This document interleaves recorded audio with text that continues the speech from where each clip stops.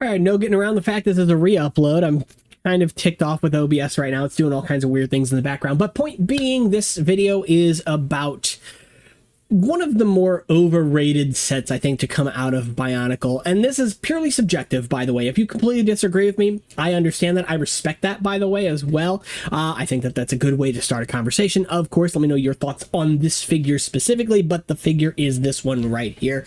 Kind of the poster child of 2007. I don't think that the figure is bad, by the way. The color scheme is good, even if it is the most controversial color scheme, if only because those colors are fragile, right? And yes, I did recolor the hips here. I am aware that they're not this color in the official set, but they do come in lime green, and I think it's a good balance overall. Anyway, so this is Mahri from 2007 Bionicle, and honestly, what I think carries her is three things. I'm a big fan of this mask, so that's going to carry her for me, of course. The wings look fantastic. They're a wonderful design for this part in particular. I use them on my Kopaka Gothic revamp because it looks so cool on that figure specifically, but also notably the color scheme again, which I think is an interesting one because I don't know that LEGO ever used this color scheme up until this point, the dark blue and lime green. It looks great, but generally speaking, I think lime green is one of those colors that pairs with just about any dark color really well. Dark green, dark red. I did a dark red and lime green build way back in 2005 because my first Hordika was Vakama, my first Vizorak was Kalirak, and I did, I don't know, something probably pretty crappy with them, but the color scheme was cool, right? And this color scheme kind of holds the same thing as well. But of course, you have probably also seen pretty popular edits out there replacing that lime green with medium blue. And I actually am a big stan of this one. I love this color scheme, not just because it's a nod to her original color scheme. Hahli's original colors from 2003 are literally dark blue and medium blue, so it goes together perfectly. They complement each other really well, of course. Like, that makes sense, right? That's pretty self-explanatory.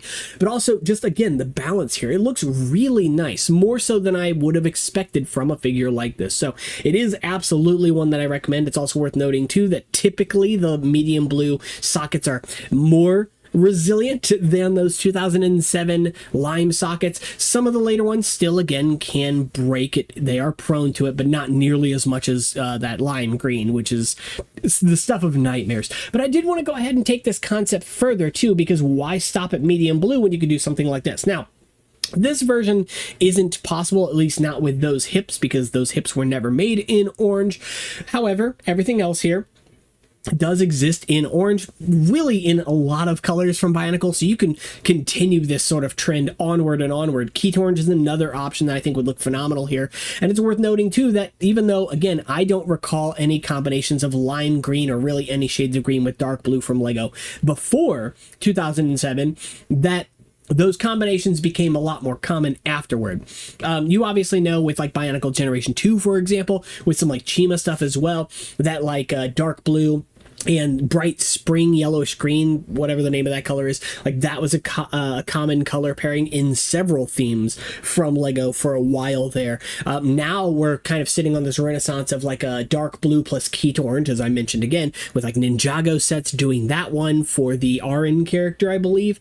And that's also a phenomenal color balance, right? Because you get the Keat orange, which has a warm tone to it. You get the dark blue, which has a cool tone. Of course, so they just work so well with each other. And generally, I just think it's a good overall use of these parts of these colors. And it's also worth noting too, of course, that Hahli in her original color scheme generally is a decent parts pack. The foot pieces, the leg pieces, the shoulder pieces, all coming in that solid dark blue for the first time on this character.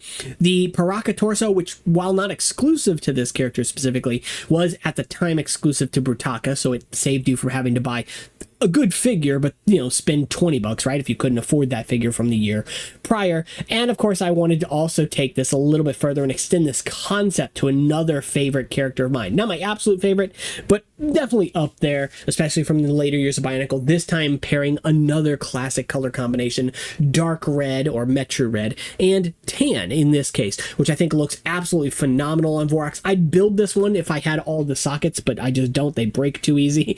So unfortunately, I'm short those double sockets, but still in general the concept here is really good, and dark red and tan is a classic color combination from Lego, spanning back to at least a theme from, I believe, 2005 called Dino Attack or Dino 2010, depending on where you were from. It's a weird theme that's like very different in the US versus Europe for some reason. It's cool though, because it means different sets and builds, but overall it's quite interesting, and that color scheme really is what makes that theme shine overall. And to extend this one further into real life, another recolor that just seemed obvious was Zesk, but replacing the black with dark tan, or not dark tan, dark gray. Not because black and tan are a bad combination, they're not. They look glorious, the Hafu color scheme, right? But of course, this one here does actually look quite nice. I didn't expect it to. I figured it was just going to look kind of bland and boring, but no, I think that the dark gray and the tan go really well together, especially this particular shade of dark gray, dark bluish gray specifically. The slight cool tone to it versus the slight warm tone to the tan, again, just help to balance each other. And of course, as a stone sort of color scheme, even if this isn't technically a stone character, it's a good color scheme for this character. Overall, pretty happy with all of this.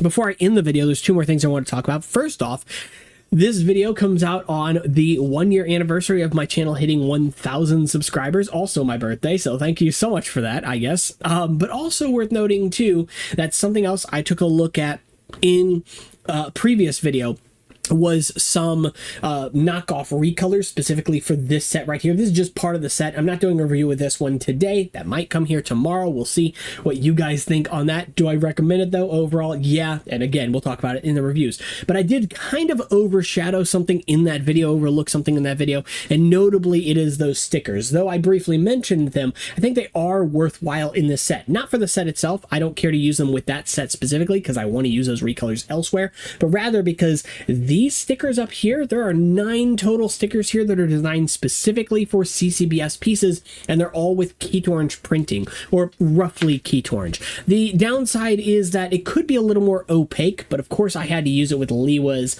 4-length shell in bright green. No, that's not dark turquoise, it's bright green. My camera just sucks. But of course, with that Keytorch, again, looks absolutely lovely. Could be a little bit brighter just because, again, it's not quite as opaque as it could be, but I'm not going to complain about it too much. It is a clear backed sticker, and it's overall going to do what I need it to do. Probably going to be a Liwa revamp coming up here soon, so stay tuned for that. And of course, it's worth noting that you get 5 of the style that I used on the leg, which work really well, by the way, with Bionicle G2's sort of runic aesthetic from like the later half, right? But you also get these 2 up here, a slightly different pattern, and you get these 2, which are actually for this shell specifically, which also comes from Lego in bright green. Lo and behold, like how lucky we get with just these 2 shapes being exactly the shells that come in that color. Absolutely wonderful. You do get some other stickers here that I think also would pair well with maybe some other characters for G2 Bionicle. I really like these ones too, for like an air character. I don't know what I'm going to use them on because they're white, but they do look quite lovely. The design's simple, straightforward, but being straightforward like that really helps them to have a sort of universal design. All right, so that's pretty much it for the video. Again, apologies for the muted.